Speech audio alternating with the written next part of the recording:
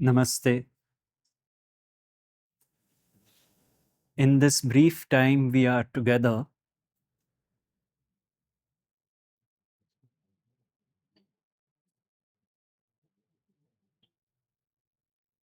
I would like to touch upon the core teaching of Advaita and the focus on relationships.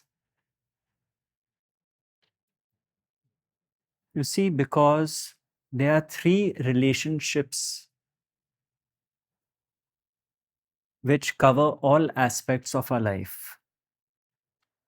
The first is our relationship with others, whoever they may be. The second is our relationship with ourselves. And the third is our relationship with God.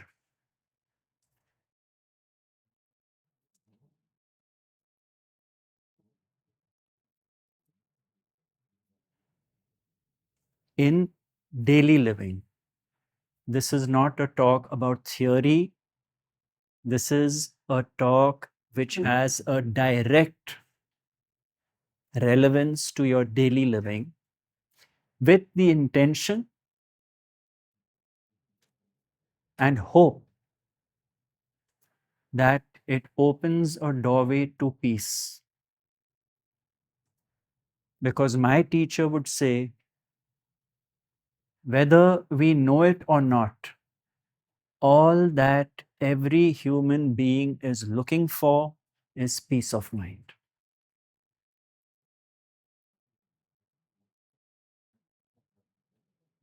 We all have troubles in life. We all have challenges we have faced. We've all experienced pleasures and know they don't last. It is the common human experience.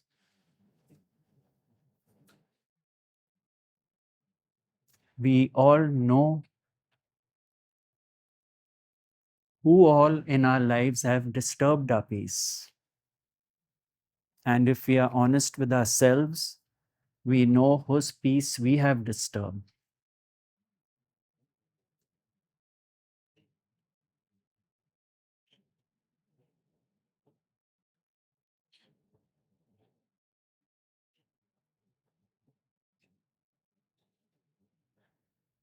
And therefore, to live a life of peace and equanimity, a general sense of calm,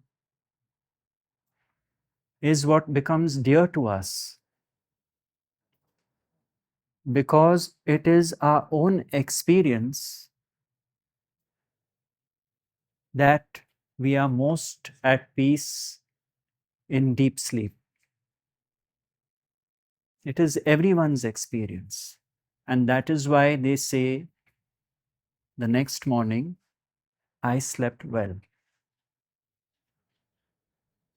which basically means the absence of me and my story of life was the presence of peace.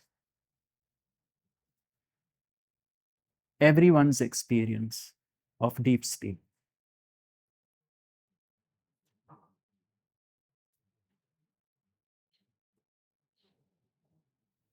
So the point is, between now and our last breath, whenever it may be,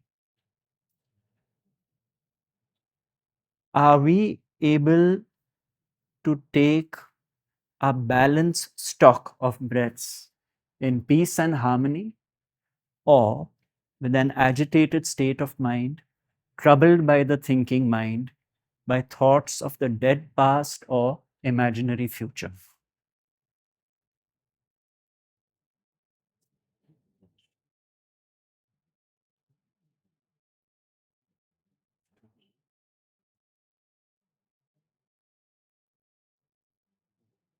Imagine if God came to take you today and you were too busy thinking. Can you imagine that?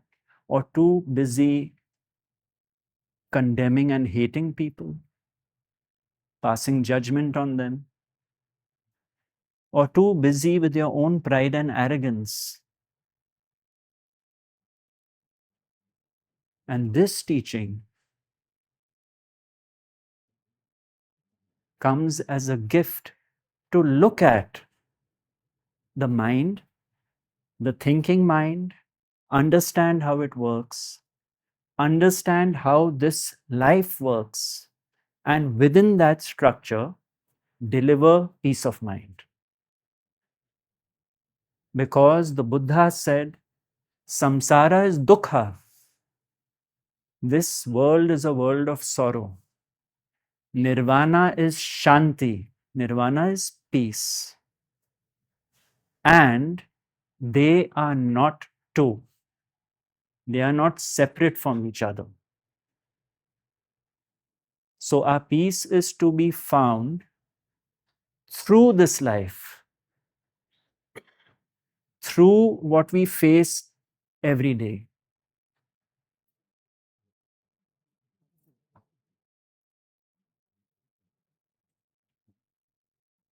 So the first thing we must understand is that we are in the realm of duality of every conceivable kind.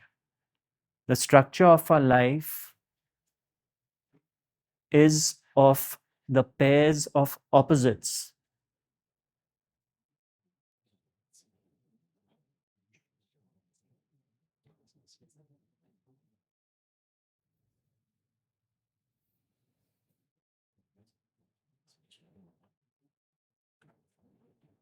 Life is duality, front and back, up and down, left and right, rich and poor, health and disease, night and day, and me and the other. The foundation of relationships, me and the other. That is the structure of life as we know it, within which we operate.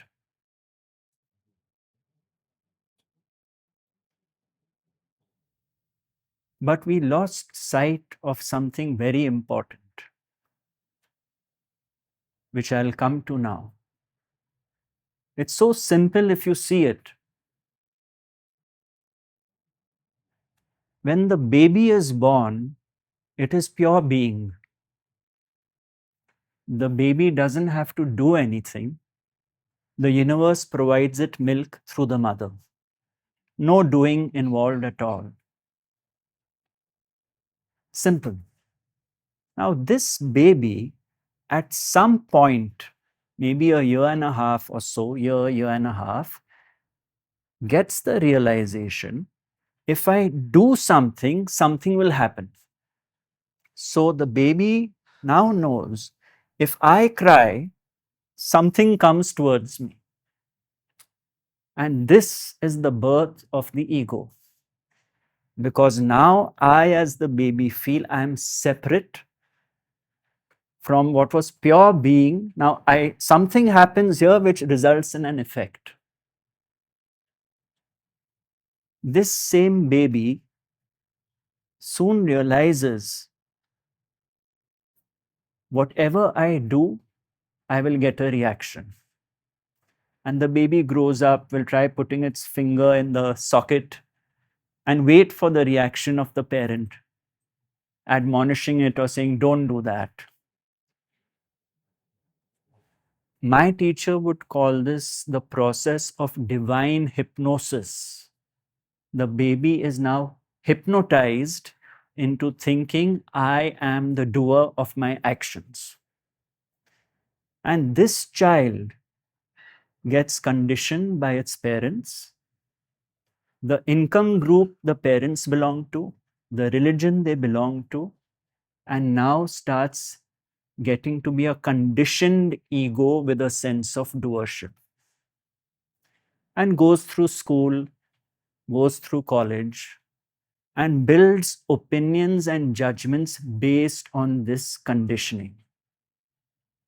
The conditioning which is, I am the doer of my actions, and all my actions are based on my conditioning. But because of this hypnosis, this individual loses sight of all this and it thinks this is my opinion about something. This is my view about something. Without realizing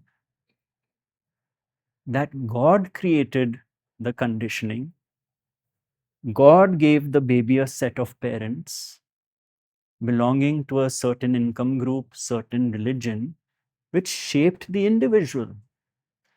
So, in other words, what I feel is my view on something or my decision about something is based on factors which I didn't create. This I lose sight of.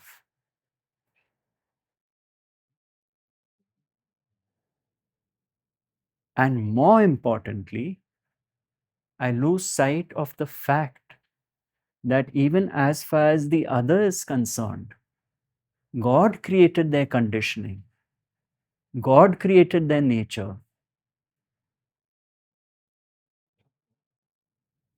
So their views were also shaped by the same God. They had a different set of circumstances which conditioned them, different from mine. But now I realize their view is as valid as mine. I may not agree with it, but now I see that the hand of God is behind it all. Earlier, I saw individuals in my life and I separated them into those I love and those I hate. Now I realize the same source, the same God has created everyone, and especially those who have troubled me. Now, this realization comes that while I must deal with a particular relationship, I have to do something about it. Now, a sense of neutrality and objectivity comes in because my guns are no longer trained at a person whom I have held guilty of something. Now I know in life I will meet people I like and people I don't like. I know I will meet people who make me happy and those who don't make me happy. That is the nature of life. Now I have seen beyond illusion, this illusion of separation, and I know it to be a fact because if you are speaking to someone, the fact is because you are alive and conscious, you're speaking to them, and they are listening to you because they are alive and conscious. If consciousness were not there, both of you would be dead bodies. So now I know that the same consciousness which is animating all of us is in charge of the show. But I got hooked onto objects and forms. Just like in the kitchen, I know that the fridge will keep the food cool, microwave will heat the food, the juicer will produce juice only because electricity is running through them. But I make no demand that the microwave should produce juice because I know the microwave is designed for one thing, the juicer is designed for something else. I know it, so I accept it. But in daily living, I lose sight of this, that everyone I meet is given a set of attributes, a set of circumstances which they were not responsible for. And that makes them say something, do something, and behave in a certain way, just like myself. Now I know if I point a finger at someone, if I find a flaw in them, my first thought is, God only put that flaw there in the first place. And the next thought is, I too must be having my own flaws, maybe different. So a sense of compassion starts coming in, because you really don't know what makes people say what they say, especially if they say nasty things. Now the thought comes, what must have happened in this person's childhood to even say such a thing? What must they have gone through? So rather than being reactive to someone, I now find that I am able to see this for what it is. And therefore, my reactions now become a response. They are no longer knee jerk reactions. Someone pushes a button, I react, pushes a button, I react. Now I understand the game. I see where people are coming from. I see that my own view is not the truth, because my view is based on filters and conditioning which God made. So even I have a limited view, but I assume my view is the truth.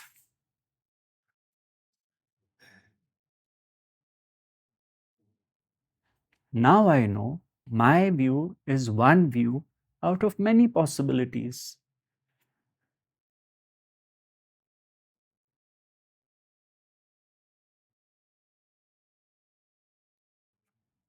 So I no longer assume I am right.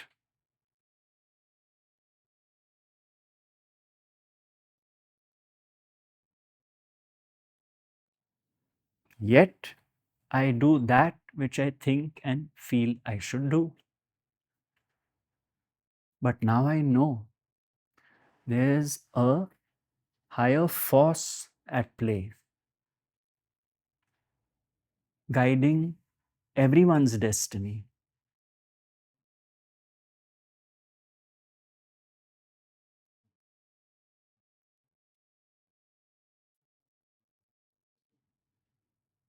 Now I live my life knowing this.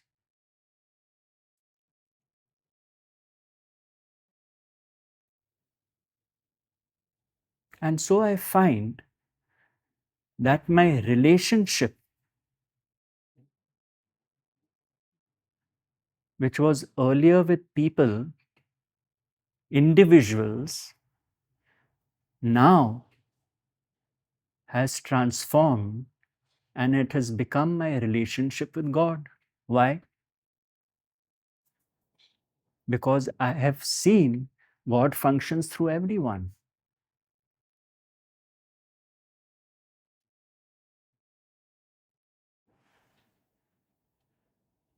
If that comes up front when I'm dealing with people, my relationship is with God.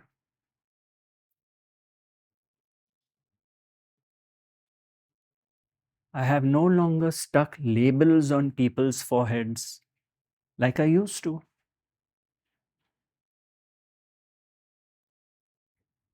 So, for example, I have a friend who's very wealthy and he never takes me out for a meal. And I gossip with my other friends. This guy is a miser. Now I know he didn't choose to be a miser. I don't know what happened in his childhood. Maybe there was lack in his childhood. Maybe his parents didn't give him pocket money. I have no idea. All I know is he doesn't spend much money. And it ends there. This compulsive need to label people and criticize them drops away. And we label everyone we meet in the day.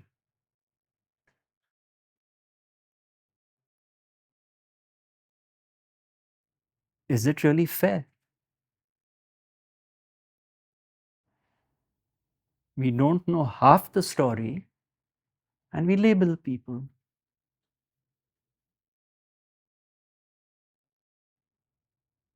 So, when we start seeing this dimension in relationships,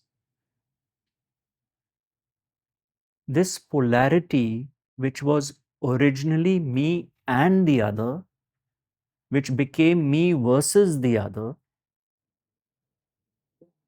now with this seeing heals back to the polarity of me and the other.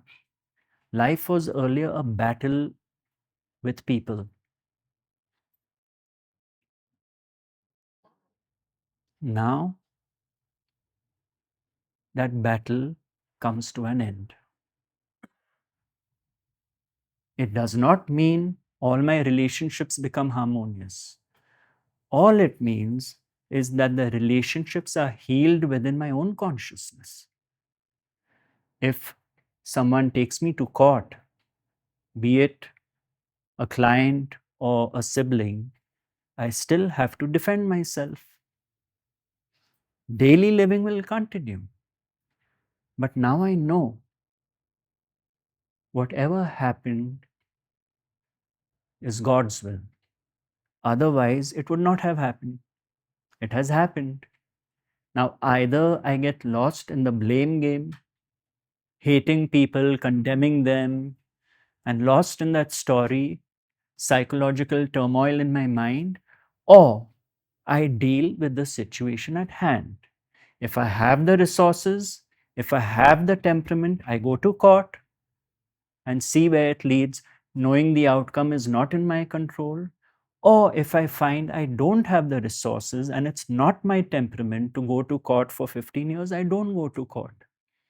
And I accept the pain of the relationship, and I'm no longer lost in the story of hatred, malice, ill will, spite, and so on.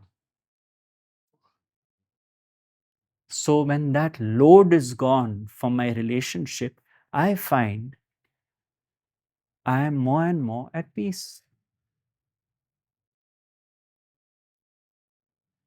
I cannot change what is allotted to me as per the hand of destiny. We don't know what tomorrow brings, either pleasure or pain. My teacher would say sometimes pleasure, sometimes pain, and in most cases, the pain is more than the pleasure. That is life. That is duality. So, when we accept this is the nature of life, this is what relationships are about, my relationship with myself transforms. Normally, we are carrying so much guilt and shame, so much pride and arrogance.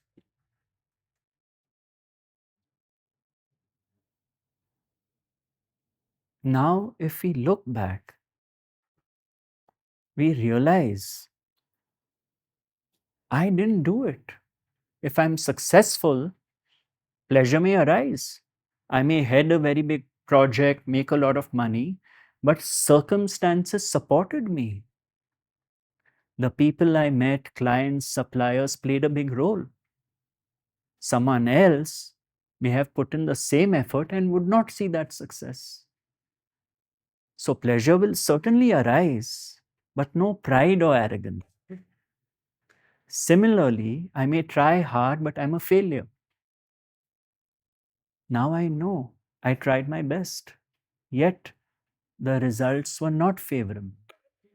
Pain will arise. I tried. But now that I know that the result is not in my control, that pain, that disappointment will not turn to guilt and shame. And so, this is how I live my life day in and day out. Now, what has this got to do with death?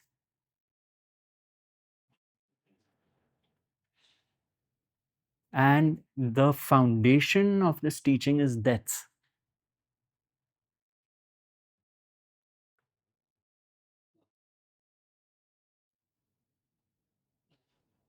Not the physical death. You see, the baby is not afraid to die. The baby is pure being. It has no clue what you're talking about if you talk about death. When the ego comes in, the separate self, which grows over the years, this ego is the one afraid to die.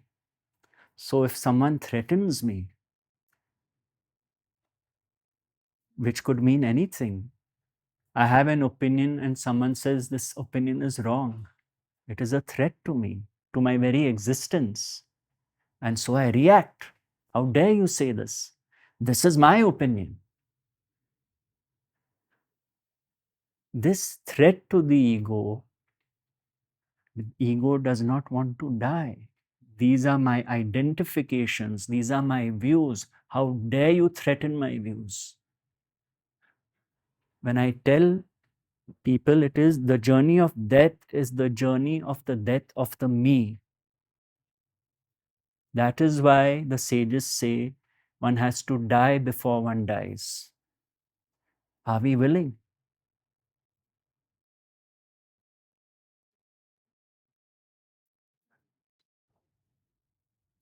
I use the most silly examples to drive home the point. Let's say you like a movie and you express your views to some friends, and someone in the group says, "Oh, I hated that movie." Immediately your defenses will go up. I've seen this. You don't know what you're talking about. You have no taste. You see how, and what is it? Someone has a view different from mine. Now I must defend my point of view. I must build the boundary. I must launch the attack because I have to defend my point of view. Why? If I don't, I will die to my point of view. It is all about death. The Buddhists are quite right. All fears, no matter how insignificant, are nothing but the fear of death.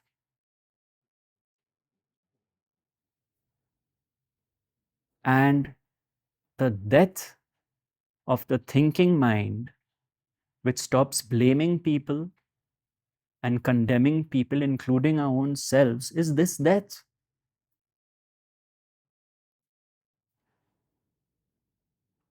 Earlier, if I was walking down the street, I could not see a thing because my mind was full of the churn of thoughts. This one said this to me, this one did this to me 5 years ago, 10 years ago, yesterday, gone. Now I find I'm walking down the street, enjoying it for what it is. All this chatter is not there in my mind. The garbage is gone, vanished. So I'm more available to the present moment. If someone comes in front of me, I am fully available to this person. I am doing justice to this person. Otherwise, half the time, my mind is elsewhere and I'm half listening to someone. Is that fair? Would you like it if you were half listened to because someone's mind was elsewhere?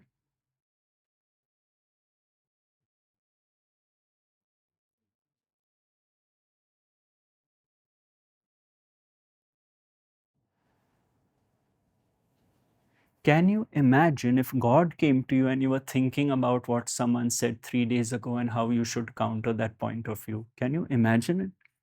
How absurd it is. It's absolutely crazy.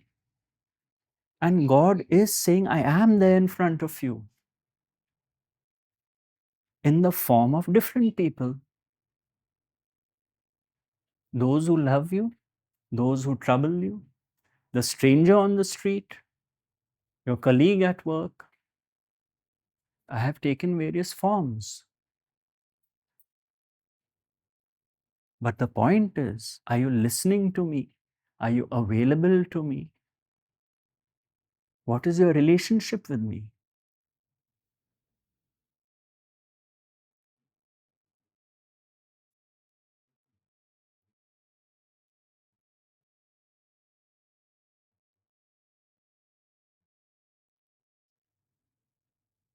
What is the relationship to the events which happen in our lives? Do we accept them as the will of God? Or do we fight with God saying He should not have done that to me? Is our life a constant complaint? What did I do to deserve this?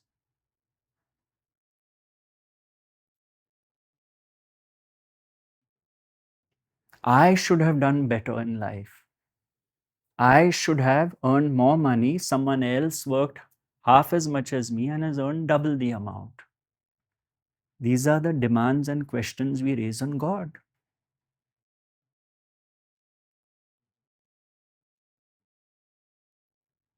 It's really quite ironic, this comparing and judging, because I feel that I am entitled.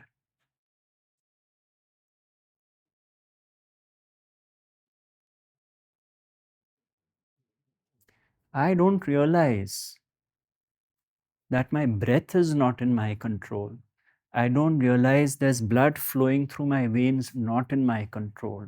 I don't realize I'm sitting on planet Earth, which is rotating at a certain speed, not in my control, revolving around the sun, not in my control.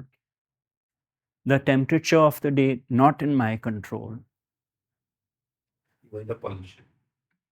Everything not in my control, and yet I feel I'm in full control of my life and I can guarantee outcomes,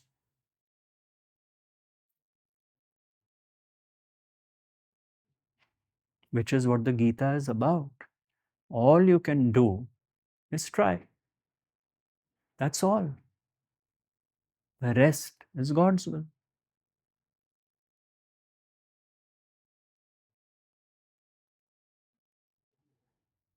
And so I find that this word relationship is the key to life. I'm not living in a cave, neither are you all. We are going to meet people. We are hardwired into relationships, especially family karma, the strongest, where there has been no choice. There has been no choice ever, but this is hardwired no choice. You will have a child who simply can't get along with a parent, or you will have siblings who hate each other, which Shirdi Sai Baba called Rinanubandhan, the bondage of a former relationship. Now, the point is, will this be resolved or will you carry it to your grave?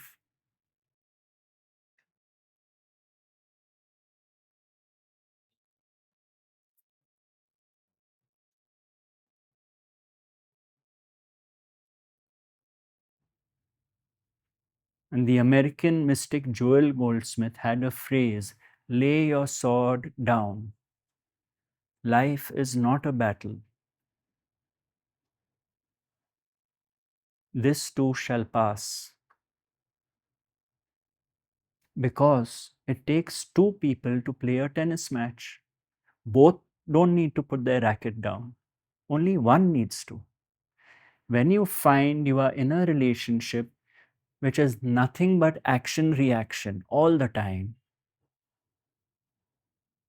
only one person has to stop playing the game. Takes courage to do that. But that is where your peace is to be found.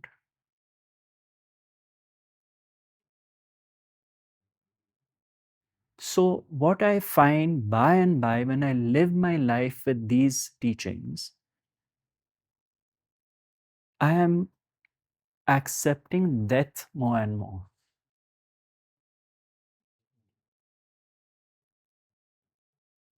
I find all the boundaries I built up between me and others, I have started to bring them down.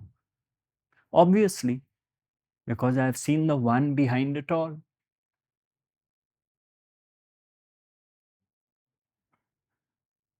This obsession with protection and building boundaries drops away. And that is why I now come to that aspect of true love. Not the love which is the polaric opposite of hate, because we all know love can turn into hate at any moment. We have seen it. I have known of siblings who loved each other, and when it came the time to read the parents' will, turned into hate. It is everyone's experience. Love turns to hate. Boy falls in love with a girl, love. Something goes wrong, hate. This is the love which is the polaric opposite of hate. It is bound to change. On the pendulum of duality, it is bound to swing from one end to the other. So, what is that love which the mystics talk about? Is it something we can attain? What is this transcendental love, this true love? We find it is no such unreachable concept. When I find I start accepting everyone for who they are, one could call that unconditional love. When I find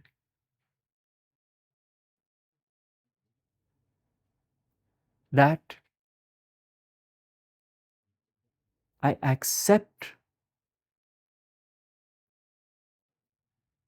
that the ones who troubled me and the ones who loved me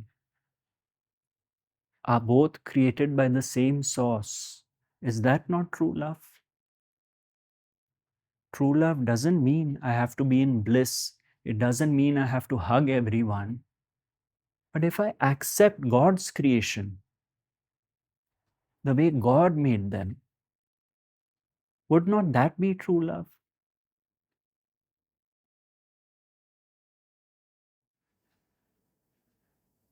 It's really quite simple. People on the path of bhakti say the bhakti element is missing from Gyan Yoga, the path of knowledge. But my point is, isn't it the ultimate bhakti if you see God in everyone? Can there be a greater bhakti than that? Or I'm going to do my puja and japa and I'm going to do my worship of my murti in my home as my form of bhakti, and my daily living and relationships are in a mess.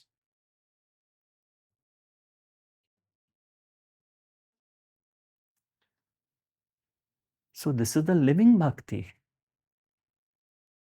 That is why a sage like Sai Baba said, you needn't give money to the beggar who comes up to you, but please don't get angry at him. Hold on. Whom are you getting angry at?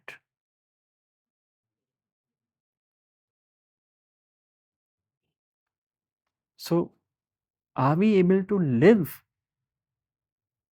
with this awareness?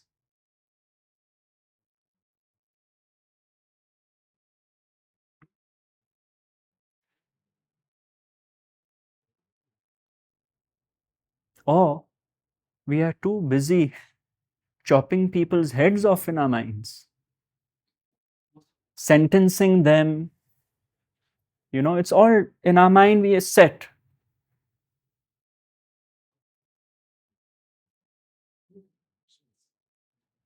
It is amazing because what is happening is this psychological suffering, the burden of the psychological suffering we carry is what is pulling us down.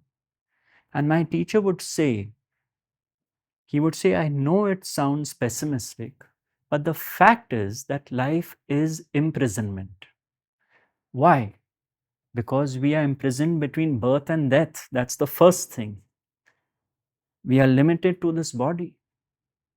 It is a form of imprisonment within which we have to operate. Our conditioning is our imprisonment. Someone who does not have enough money and is struggling through life is imprisoned in that dimension. But he says what we do is convert what is simple imprisonment into rigorous imprisonment.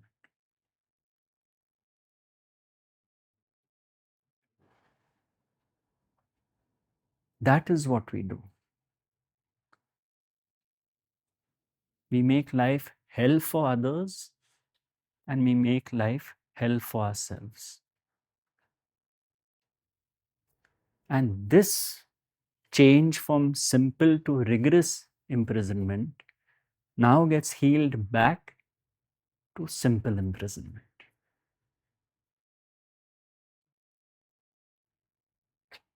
And so I find by and by that my nature is love. What does that mean? It means someone comes in front of me, I can see good points as well.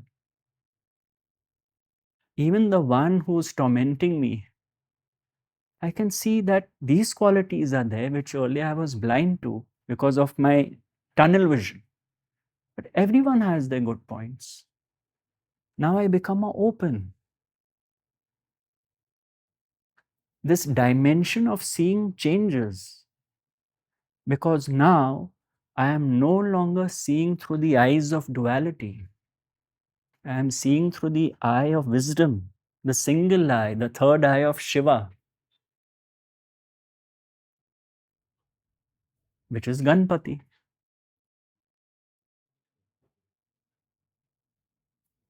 We begin with the worship of Ganpati, the remover of obstacles, the Lord of auspicious beginnings, which means what? Now I see with the eye of singularity. I see this divine play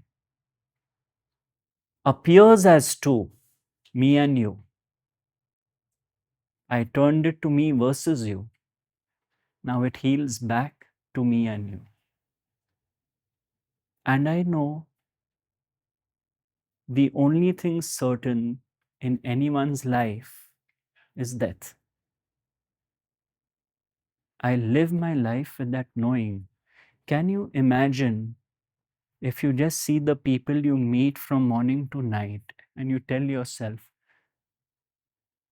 death is certain, death is certain, death is certain. You will find a transformation in your relationship with them. Try it. Tell yourself with the person you're fighting with, you and me have this in common.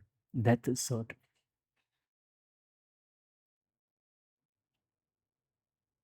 We are all going to the same place.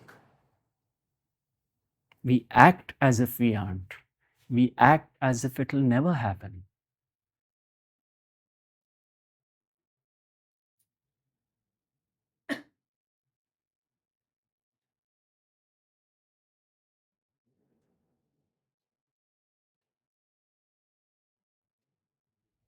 Everyone we meet in life,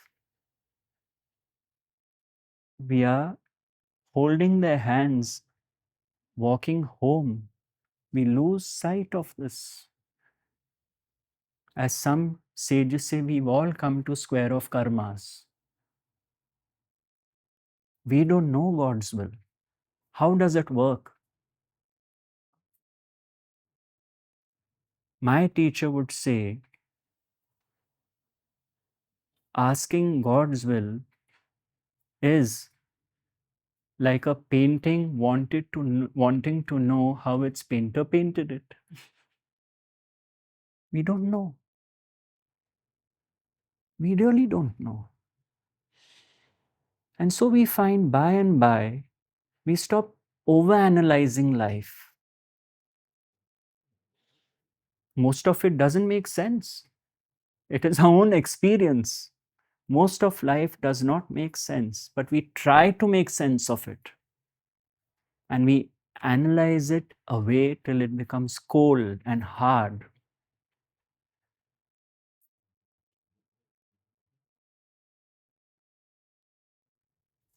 And we build up our resentments. We build up all these monsters.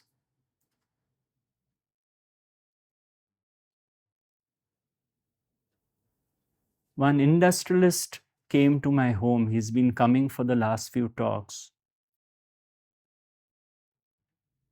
Didn't get along with his siblings, ran a multi-crore organization. Relationships were hell.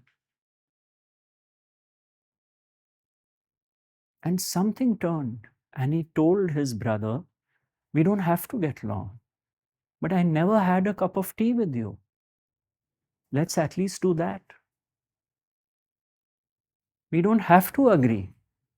But that is one dimension of our relationship. Let's enjoy a cup of tea with each other.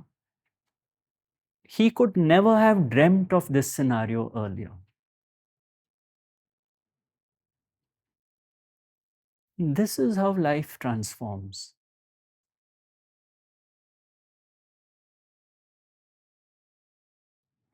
But we normally shut the doors.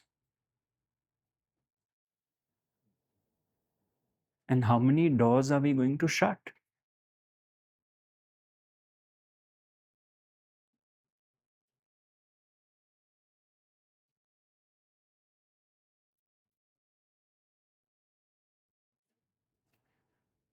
And so true love becomes very simple. When I don't hate anyone, that is true love. I have a Sufi mentor, which other Sufi masters look up to him. They have these hierarchies of zikr and physical and spiritual practices, and he is looked up to. And one day he told me, many people go to him. Lots go for healing and herbs and remedies and personal problems and all that. He said, anyone who walks in through the door, my first thought is, this person has some good qualities which I don't have. And then I start talking to the person. Anyone. It could be a beggar from the street. Once it was a soldier who had a headache. I was there at that time. And he's a Muslim fakir. Saw no difference and gave something to the soldier. Once I was sitting with him and there was a filthy, stinky, dirty man came and sat next to me. He was here, I was sitting next to him, talking to him, and this man came. And I just wondered what would happen next. And that man started talking and talking. And Baba listened to him and said, Bas ho gaya. Pulled out money, gave it to him, and he said, Khuda Hafiz. And he looked at me and he said, no matter what, to me it's clear God has come in another form.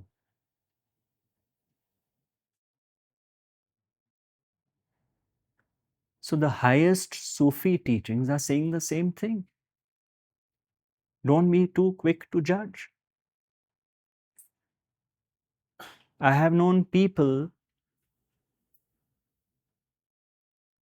who have seen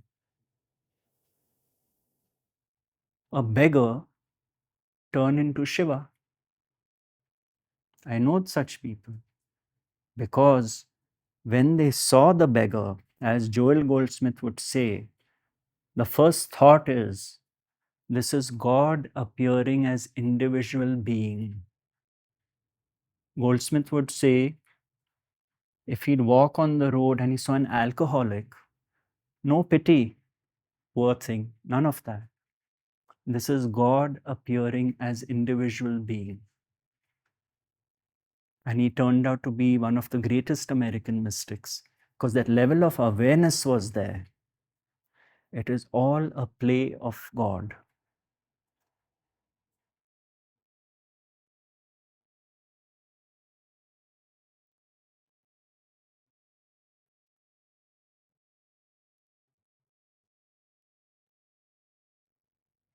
And so I find I start going with the flow. My teacher was asked, what is the purpose of life? He said, it sounds too bland. The purpose of life is the living of it. The purpose of life is the living of it in peace and harmony.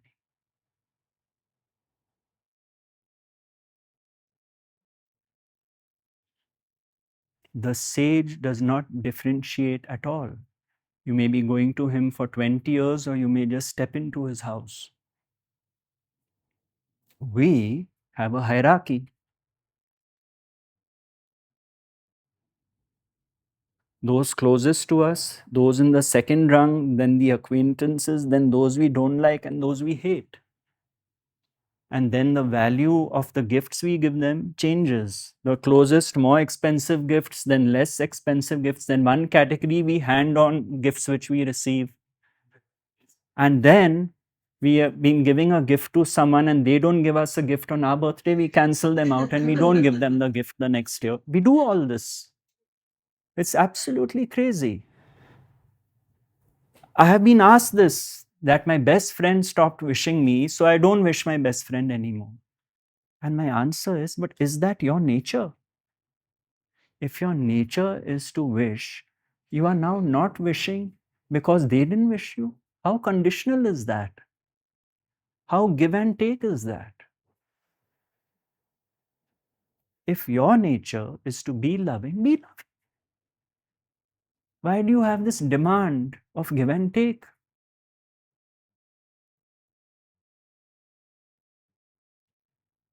You need to die to the fact that that person didn't wish you. So be it. But we now change ourselves and become something we are not. And this teaching says, be what you are, the way God made you. Understand what death is about, what death of the ego is about. Because in doing that, you will start living your life.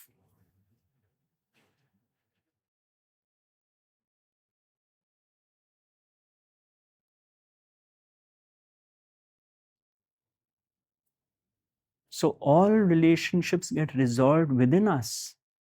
Nothing is apart from us.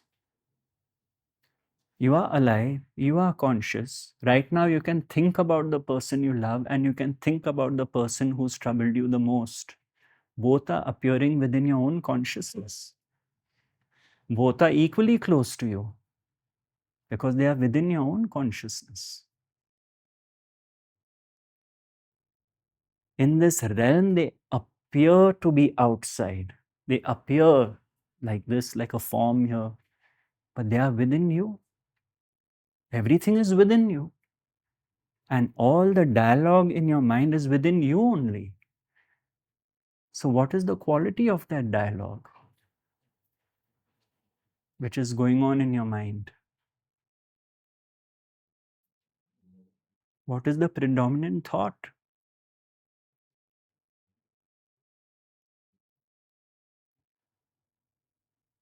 Does one relationship define all your relationships?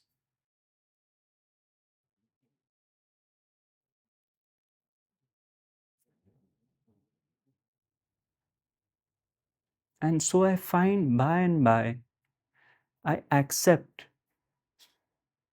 life is like a game of chess. The chessboard is the board of duality. In this case, it is black and white. There are two armies, and each army has pawns, knights, bishops, queen, king, and the game is played. The game of life is being played right now. But in chess, I know that a hand above the pieces moves them.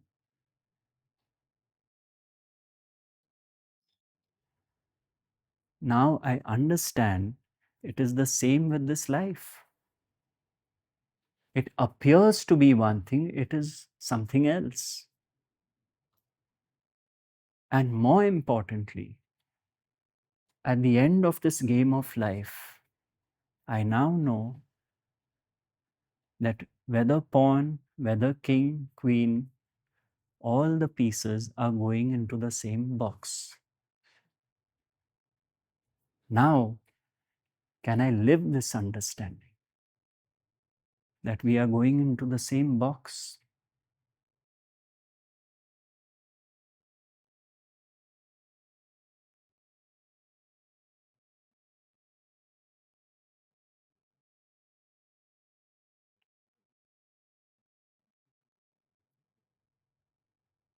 Am I able to see my last day?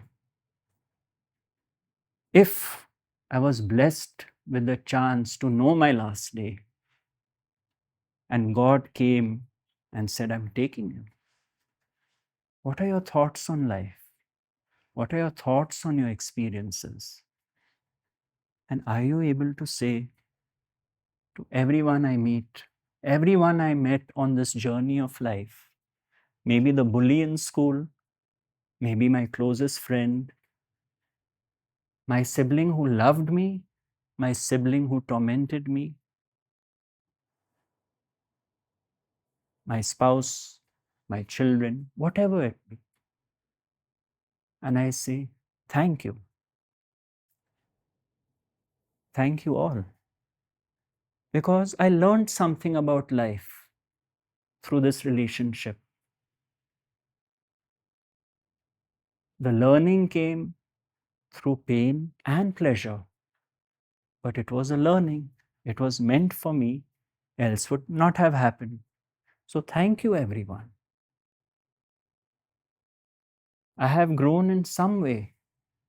In others, I may not know how I have grown, but I thank you for teaching me whatever it is you are meant to teach me.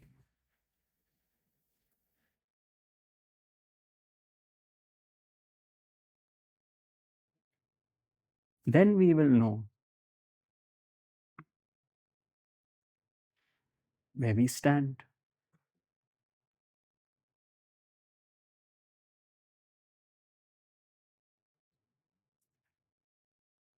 My Sufi teacher would tell me, he said, thousands upon thousands of people have come to him. He said, I have no idea who will show up at my funeral. But he has been feeding the birds for many years. Sack full of grains at all the masjids, feeding the pigeons year after year after year. And I saw this once. As soon as we got off the car, there was frenzy in the air because they knew that he has come and they would be well fed. And he told me, he said, these people, whether they've been cured, healed, I have no idea. Human nature, you don't know. Who will be there for you when you need them? No clue. But he said, when I die, one thing you can write down. When my coffin is taken from my home to my grave, they will be there up in the sky.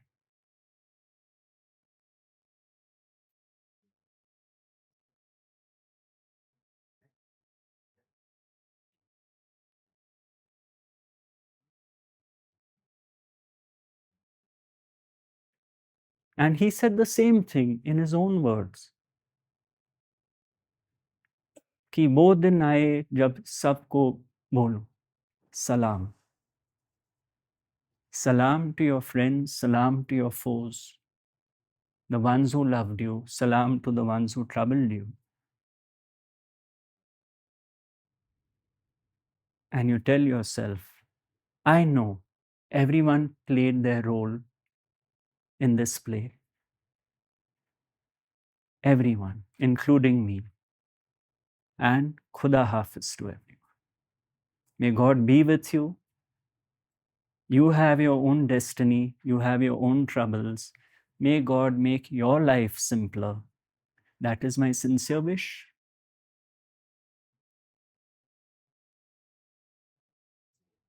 And you find that you are more and more at peace. And you don't take away someone else's peace.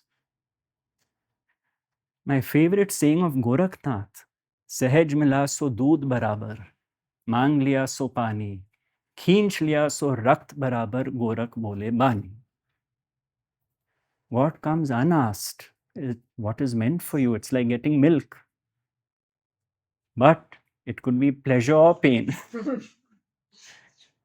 What you ask for, मांग लिया सो पानी, is like getting water. Why? Because now the sense of doership has stepped. I want. Earlier, nothing.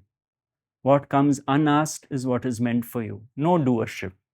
Now I want. And the next step, I take or snatch what does not belong to me, so I get blood. Kheench liya so rakt barabar.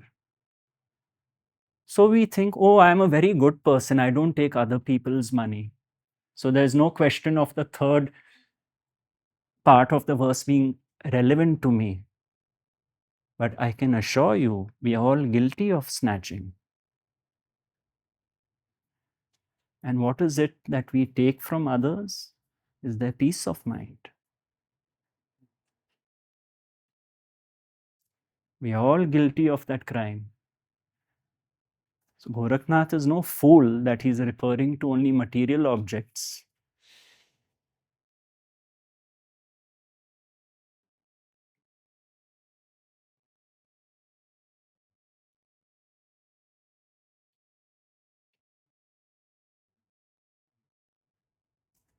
We may feel, oh, all good karmas done. I donate every Monday to charity. I go to the temple once a week.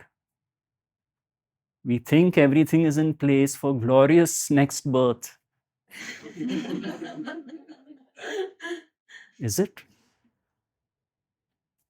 Are you sure?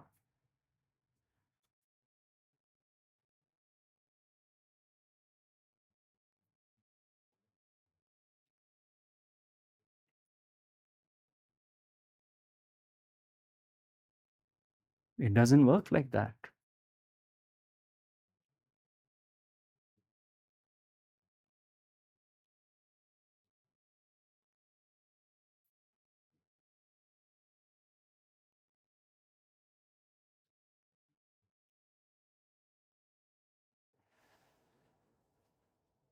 Are we able to follow Jesus' last words? Not my will, O Lord, but thine be done.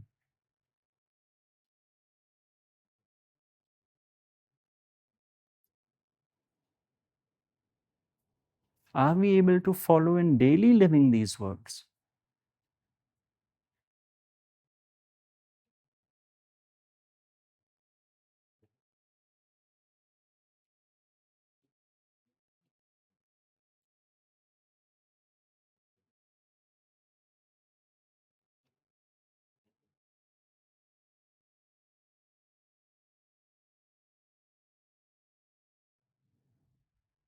The tenet of Goldsmith's teachings was give up the belief in two powers.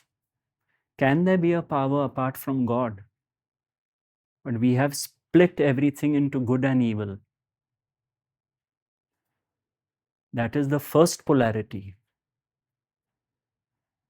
But is there something apart from God?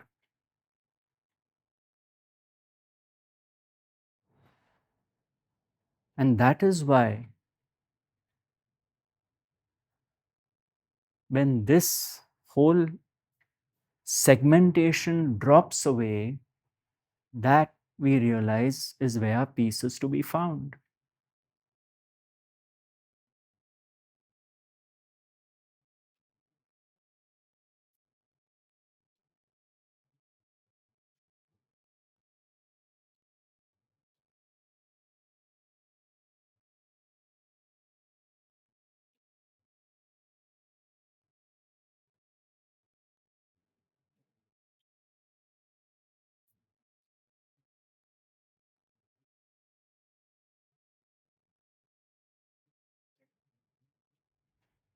And you find that when you are more and more at peace, people are more and more at peace with you. They will tell you that, hey, something has changed. Or you may find they want to be with you. They are comfortable being themselves with you. They feel they are not judged like they used to be judged earlier. You will know this for yourself. That is the transformation. That is the change.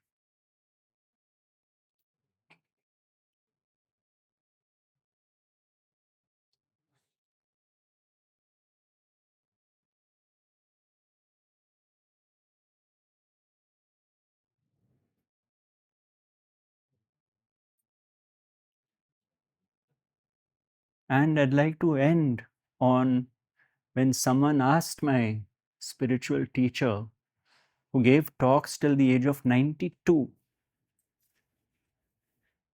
I remember the last 6 months were tough. He lost his wife 3 months before he passed away. She was 90. But his passion for sharing the teaching was so strong right till the end.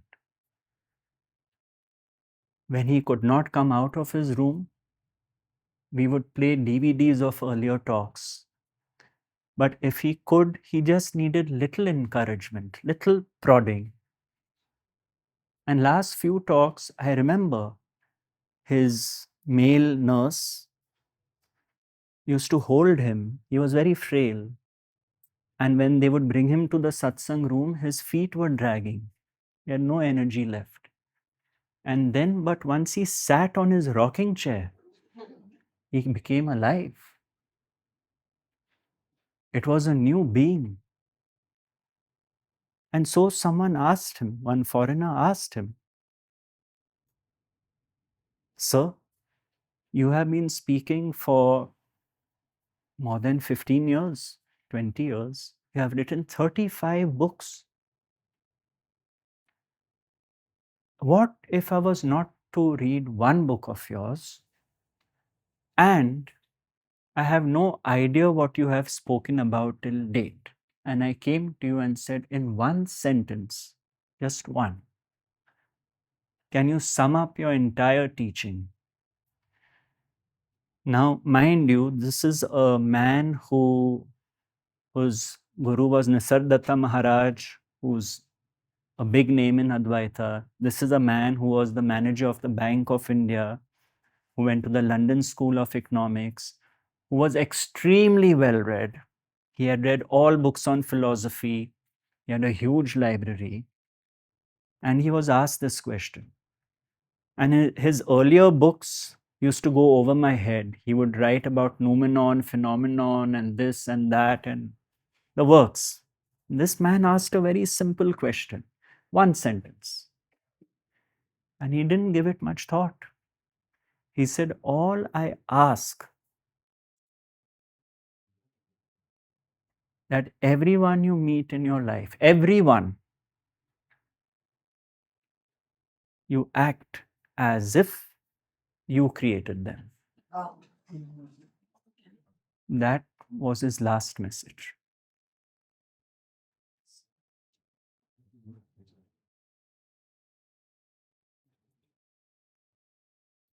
Isn't that true love?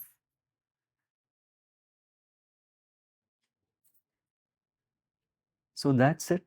I hope you'll have liked what you'll have listened to. I won't feel bad if you'll haven't, because that's God's will. But pleasure will arise if you'll have enjoyed it. And I really I wish you well for one reason. And I wish peace as my predominant wish, because I got a taste of it. I know how it changed my life. And it is seeing life with different eyes. It's like a new seeing, it's like a new dawn. You look upon things which happen in your life differently, the people in your life differently, and you look upon yourself differently. And you start to use the cliche, you become like the sun. The sun does not discriminate on whom to shower its rays. That becomes your being. It's available to everyone you meet. It's no longer held back. You become like the sun, shining, bright, glorious being. That's it. The light of consciousness. Because the veil of separation has been removed. The darkness of the ego, the light shineth in the darkness, and the darkness comprehend it not. The light is always shining. It was only covered by this veil. Now the veil is being removed. That is all. Thank you.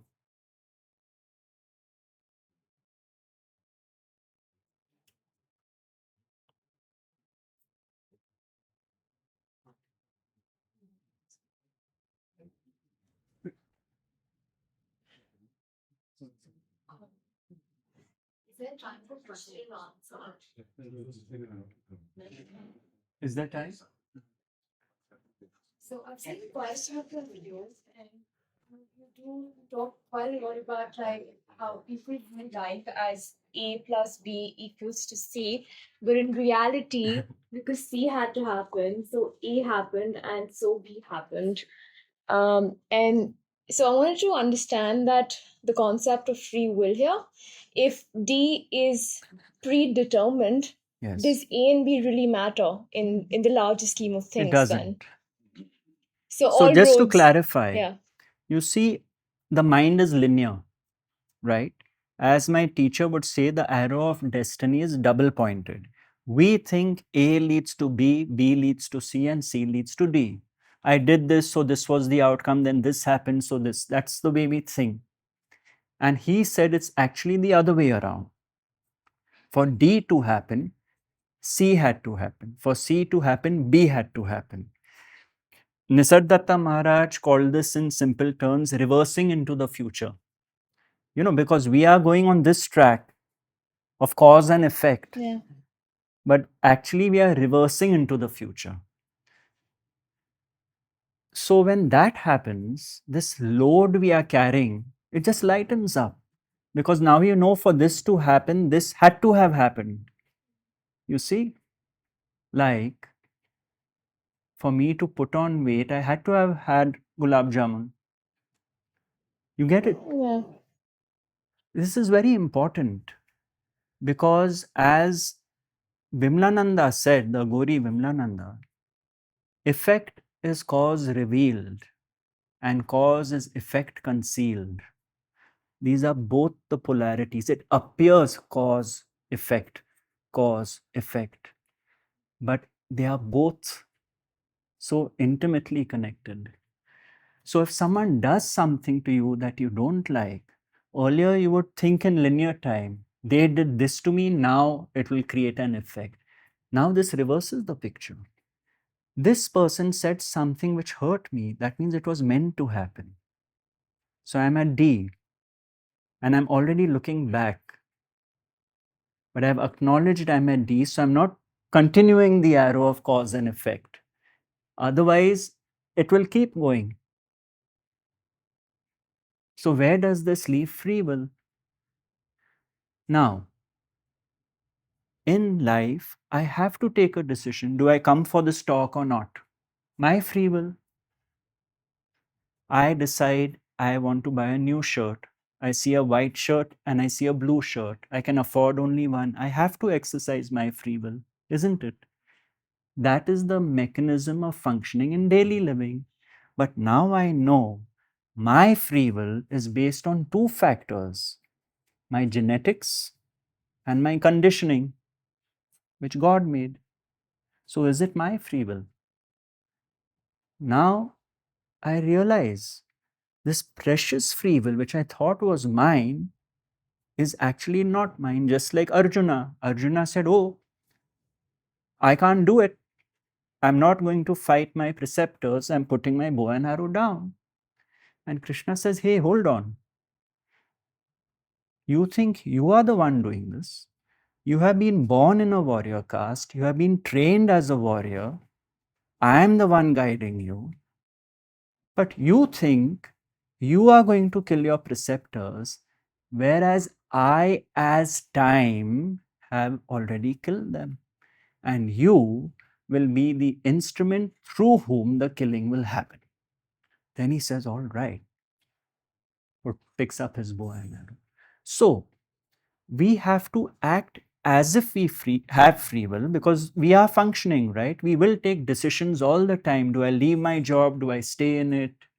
Do I go to this friend's house for dinner, or should I skip? But now we act as if we have free will, knowing we don't. That is the only difference. And why don't we have it? To reiterate, the outcome has never been in my control, and my free will is not really my free will.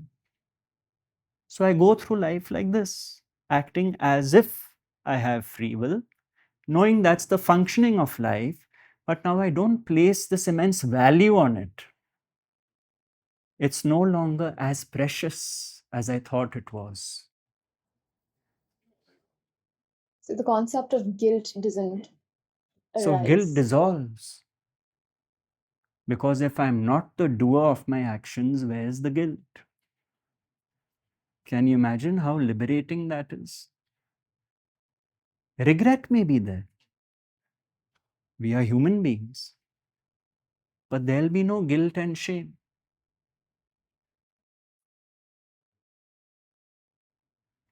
If I hurt a friend, I say something and the friend gets upset. It's a regret. I didn't mean to hurt my friend. But there'll be no guilt and shame, because you'll know I didn't mean it. It just happened. Some words I said which hurt the other person. I didn't even mean those words. So I no longer punish myself with guilt and shame, but the regret is there, and I may apologize to the friend. Hey, look here, I'm really sorry if I hurt you.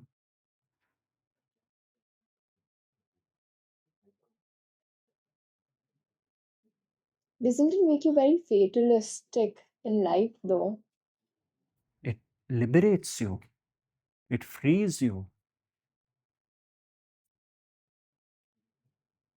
The ego thinks, oh, now there's nothing left for me to do, so it's fatalistic, because the ego loves doing. This teaching says, by all means, do it. If it is your nature, some people's nature is to do 10 things. Some people are more complacent as per the attributes God gave them. Someone asked me this question. She said in the retreat recently, she said, I love being busy throughout the day. Does it mean I should not be? I said, as long as you enjoy being busy. Simple. Because that's your nature. Someone else may not have been given that kind of energy to do that kind of work. All right? Anyone else would like to share anything? Thank you, Gautam. I really love your teaching, and Ramesh was teaching America tools also. And one question I had was that, like, for the sage, like you, if the self has fallen away, there's no you. So, what is it that still motivates you to go to Bangalore, Mumbai, or Delhi? I mean, there is no you who is there. So, but something there is still some motivation which wants you to Of share the course, of teaching. course. So, what is that? Is it still a remnant of the uh, ego, or is it just the self which is showing? I just It is want. irrelevant. I go where I'm called, and my motivation is to share that which gave me my peace. That is my motivation. Tomorrow, if there are no more trips, I won't go anywhere. So simple. You see, traditionally, even if you look at the lineage which I belong to, Siddha Rameshwar Maharaj, who was Nisargadatta Maharaj's guru, used to go from village to village. In that time, the tradition was that the guru would go to the disciples' homes so that they were not disturbed from their daily routine and chores and all. So it depends. Whatever. There are some teachers who went the length and breadth of India, like Anandmayi Ma. That was her destiny. Someone like Ramana Maharshi stayed put at one place as per his destiny. So it could be anything. But yes, this is the motivation. The motivation is that if someone benefits even this much, and one person, by just this way of seeing life, it gives tremendous satisfaction. Yet the sage knows it will only happen if it's that person's destiny. You know, I have been taken aback at my retreat over the last few days. I was informed that there are some gurus who guarantee enlightenment to their disciples. And some other gurus say that if you spend 1 minute with me, you'll be enlightened. I was completely foxed because only God's will prevails. Whose destiny is what we don't know. So it really took me aback that these are the promises being made. When I went to my teacher, I was young, 30 years old. I was having challenges at work. So someone, fellow disciple, said, "You better tell him the trouble you're facing." So I said, "All right." I mustered up the courage. I went, I said, "Guruji, this has happened at work." And he listened to me and he said, "We'll see what happens." I said, "Excuse me?" I thought he'd say, "Don't worry, it'll be fine." And so he said, "We'll see what happens." So I went back very disappointed. So the next time I was in trouble, I thought there's no point going to this man. He'll say, "We'll see what happens," which I know now that's the only thing left. So now I realize the guru is not a crutch. Yes. The guru is consciousness. If you meet a guru who says, "I'll take your troubles away, life will be a bed of roses," that has not been my experience. My experience has been, I had a parampara which said, your only reliance is on one thing, that whatever happens is the will of God. And that is what gave me strength to walk through life's journey.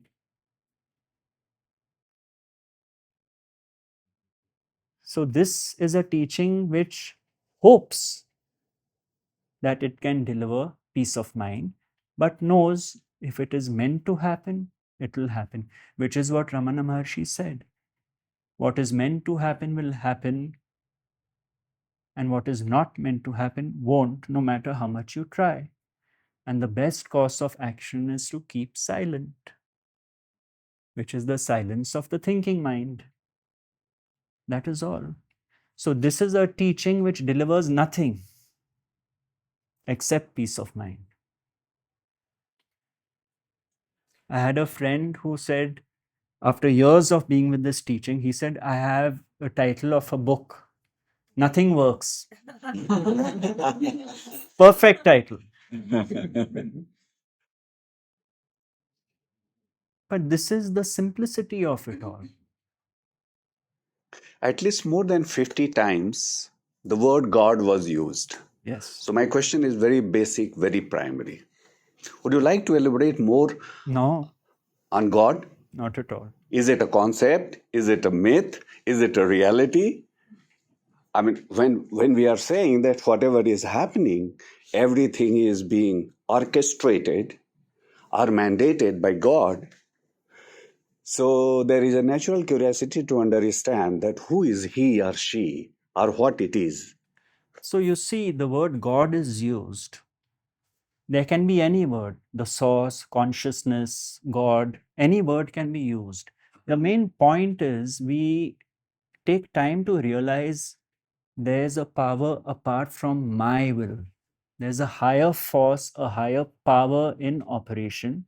Because it is omnipotent, omniscient, and omnipresent, we call it God. That is all. You see, because again, Ramana Maharshi gave a beautiful pointer at two levels. One is there's my will and there's God's will, right? Why is God's will the polaric opposite of my will? Because we are so hardwired to thinking it's my will. So you have God's will, like you have free will and you have destiny. These are still polaric opposites. On one side, Ramana Maharshi said, everyone has prarabdha karma to deal with. But on the other end, he said there's no such thing as destiny. But we are in the realm of words. So when we say God, we mean not the little me, but the big me with a capital M. That is all. The infinite invisible is what Joel Goldsmith said. After all, we are limited to what we can see, hear, taste, smell, and touch. The only problem is that, I mean, as a person, and that too at the age of 63, and listen to almost everybody. I met you in Thiruvannamalai in Ispers. We were staying in Ispers resort 7 years back. I see.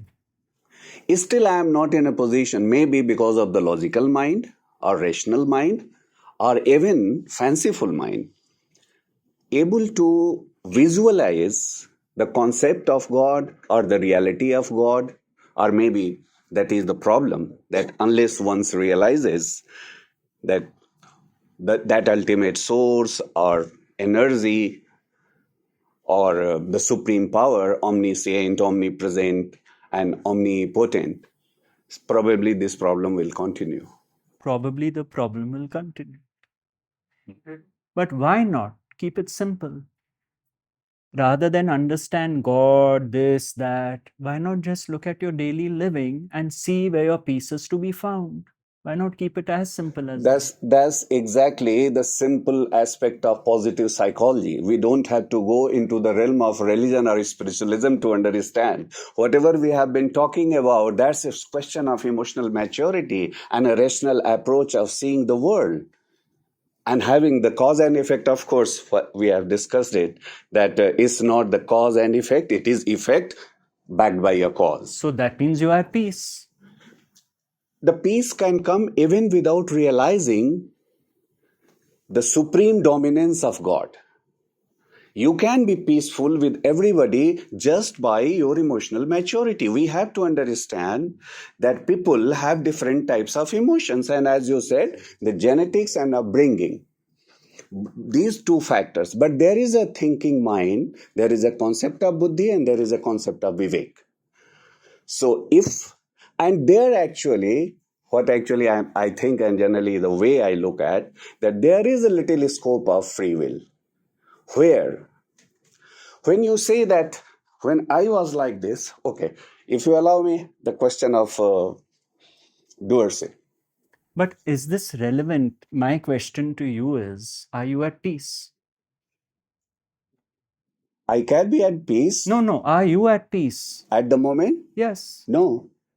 There are certain things. So why not just reflect on what we spoke about and see where your peace is to be found? You see, there are certain aspects in this world which will make me, which will disturb my peace. But since I'm aware about it, so I will try to bring it back. Sure. And that is what we have been doing. Great. So where's the problem? The problem is that when we say that there is no personal doership,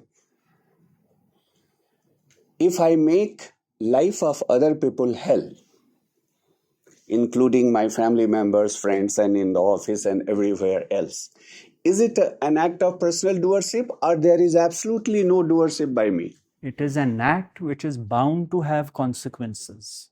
That I'm unable to realize because I think that I make a conscious decision to make somebody's life hell. And therefore you'll suffer the consequences.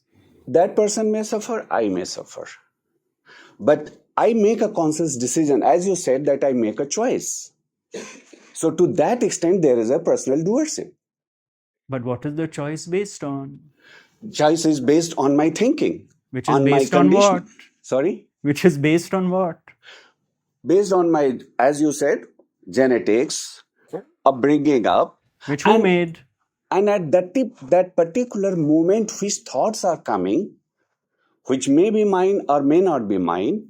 Suppose if I'm going on a road and there is an accident and there is a person and I have a vehicle in which I can transport that person to the hospital. I make a decision. No, my office is important. I have to go. Somebody else will take. Yes. Or I make a decision. No, office or no office, this person needs to be carried out to the hospital. Yes. That choice is made by me. Yes. You think it is made by you, but what is behind that? Behind is my life itself. Which who made? Sorry? Who made that? That I don't know, and nobody knows. So you have to act as if you have a choice. Yes. And the consequences you have to face. Exactly. That's it. So there is a doership. That is what I want to say. When I am facing the consequences, it means I was responsible. Then I suggest you rewrite the scriptures. Because Krishna has clearly said the ego deluded thinks I am the doer. You see, what is scriptures had said at every stage of human civilization and the development. So forget the scriptures. As I say, see where your peace is to be found. In daily living. That's all. That's fine. It's just that. That's why, Ramesh ji would say beauty in simplicity. Beauty in, keep it simple. As it is, life is too complex. So, keep it simple. Actually, This beauty and simplicity, again, both these terms are dualistic terms. And so long as we are in this world, if we use these two words, there will be opposite of it also. Sure. That's why we are saying keep it simple and not complicated. So, if you want to move from ugliness to beauty, there's no question because you're stuck on the polarities. There will be. Because these are the pairs of opposites. So do you think that, that is what you are saying, that the beauty and the simplicity, they are not dualistic terms? I am trying to say keep life simple. I can tell you a very good example. I had a car, I had to give it for a scrap. There was a guy, he called me up, he took my papers. He said, okay, I'll give you the paper. I'll get your car scrapped. I said, okay, you can do it. I'll give you the papers. I didn't know him. I just went and I gave him the papers. He took the papers and after a month, nothing happened. He said, your papers are not found in the authority. I cannot do anything. Then after 2 months, even he couldn't give me the papers.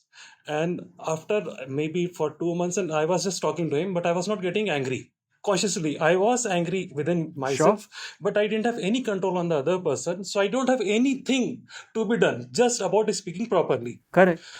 On 18th of October, this month only, last month, I went to him and I asked him the papers. He gave me. He called me up and he gave me. Then he said, okay, you were the person. Every time I wanted to shout on you, but I couldn't shout. Because you were sending messages in a very proper manner and you were talking in a very proper manner. So even I couldn't abuse you. I said, even I was doing the same thing. And I was doing the same thing in my mind, but I couldn't speak because we don't have any control. Fantastic. Then he just gave me the papers and he said, wherever you are stuck up in Delhi, wherever, I'll help you. Just see that. I'll help you. It reminds me, I was once walking on Marine Drive. I met a friend. So suddenly I found we are both walking very fast. I got tired. So I said, excuse me, can you walk a bit slowly? She said, but I thought I'm keeping pace with you. Crazy, isn't it? Absolutely crazy. We just assume things. But you see, this is the example you gave is just perfect. Yeah, if you keep on shouting on anything, you will not get any result. Rather Whereas than just if you aggressions and other accept things. ki this is how it is, Yeah. you keep trying. It doesn't mean you don't try. That's all you can Yeah. do. But when the sting of doership is removed, that is the only reason why you could send the messages that you did. Very good. I'll tell you one last thing which was really amusing. In my advertising days, I had a client who had a short fuse, means anger arose. So all my client servicing executives said, we are not handling this guy. And I said, then too bad, because this is your job, right? He had a very short fuse. One day he called me up. He was distraught. And he said, Gautam, you're 20 years younger, but I have to pour my heart out. He said, I got angry with my mama last night, really angry. And I am quick to apologize. So I called him the next morning to apologize. He had died in the night. He died of a heart attack. He said, I don't know what to do. I can't apologize to him. He's dead. Please tell me what to do. So, of course, I told him, look, it's okay. You didn't mean it, blah, blah, blah. That is all fine. So, before ending the call, he said, one thing I want to tell you, huh? I'm apologizing now only if I get angry to you. Now only I'm apologizing. If I get angry, don't mind it, because I may die. But see how sweet that is, you see? That hesitancy to apologize is not there. We don't apologize So that is right. because That we is a think very we are the small- doers. Yeah. Now I got angry, now I should not apologize.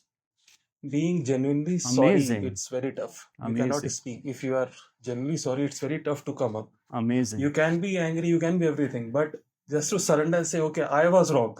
I cannot do that. It's very tough. And I can tell you one Yeah. thing, try it. I tell everyone who attends my talks, next time you are with someone whose point of view you don't agree with, just for once, Yeah. just tell them you are right. Yeah.